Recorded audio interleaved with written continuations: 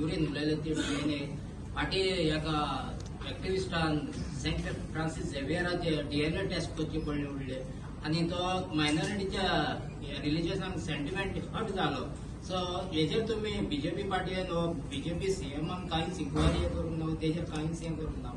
So तो जो एक्टिव्हिस्ट तुम्ही जाका म्हणटा तो म्हाका दिसता आमचेर अटॅक चड करता देन एनीबडी एल्स. दुसरे जो आपल्याक राजकीय चाणक्य म्हणटालो ताणे पणजे कॉन्टेस्ट तेन्ना 536 मतां सुद्धा जाका पडली ना.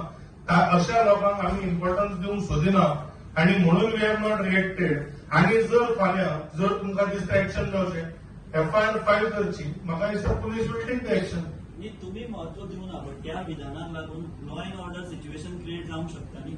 नाही म्हाका दिसता आता काल जो आता law and order for example जे काणकोणात जाले ताका रायट विंग जबाबदार आशिल्ले सुरू खंयच्यान जाली. पण जेन्ना काँग्रेस कन्व्हिनियंटली जेन्ना टार्गेट करता की हो एका समाजा खातीर विशय आयला म्हणून तर म्हाका दिसता ते चुकीचें आसा.